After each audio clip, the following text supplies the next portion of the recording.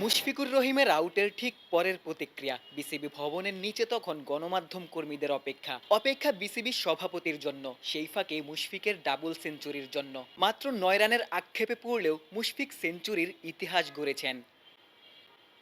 বিদেশের মাটিতে এর আগে সর্বোচ্চ টেস্ট সেঞ্চুরি ছিল তামিম মুশফিকের, দুজনের 4টি করে সেঞ্চুরি। পাকিস্তানের বিপক্ষেই তামিমকে ছাড়িয়ে গেলেন মুশফিক। দেশের বাইরে 5টি টেস্ট সেঞ্চুরি করা প্রথম বাংলাদেশি ব্যাটসম্যান মুশফিকুর রহিম। সব মিলিয়ে টেস্টে মুশফিকের সেঞ্চুরির সংখ্যা 11টি। 12টি সেঞ্চুরি করা মমিনুলের চেয়ে মাত্র একটা কম। ডাবল সেঞ্চুরিতে অবশ্য মুশফিকের ধারে কাছে নেই কেউ।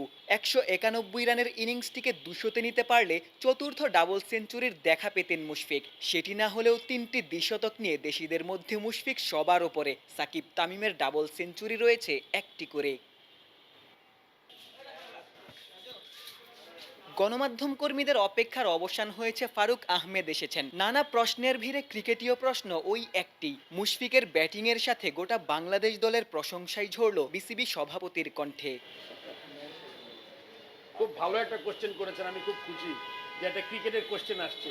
আমার মনে হয় this is one of those test matches যেটাতে আমাদের মানে একটা লম্বা টার্গেট তাড়া করার পরেও আমরা একটা কমান্ডিং পজিশনে আসছি।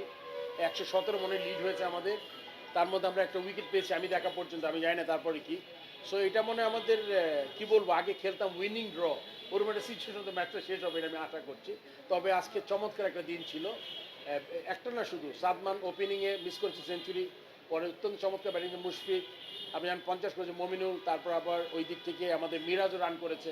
So it's like overall it was a very good day, test match at least. আরও বিশেষ করে আমি খুশি যেহেতু ওভারসিজ খেলছি, দেশে তো আমরা একটু মানে সবসময় ভালো খেলি, এটা পাকিস্তানের মাটিতে এই টেস্টটা আমার মনে হয় খুব ভালো একটা জায়গায় আছি আমরা।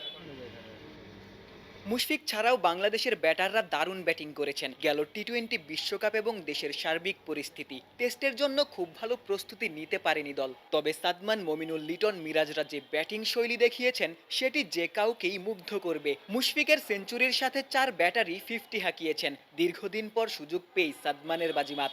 সেঞ্চুরি না পেলেও 93 রানের ইনিংসে দেখিয়েছেন প্রকৃত টেস্ট মেজাজ। সাদমানের পুরোপুরি বিপরীতে লিটন কুমার দাস। টেস্টেও আক্রমণাত্মক ব্যাটিংয়ে লিটন দর্শকদের আনন্দ দিয়েছেন। লিটনের একের পর এক পুল শটে নাসিম হয়েছেন নাজেহাল। প্রায় 100 স্ট্রাইক রেটে লিটনের 50 দৃষ্টিনন্দন হলেও মমিনুলের মতো বলতেই হচ্ছে, 50 পেরিয়ে আউট হয়ে যাওয়া রীতিমতো ক্রাইম।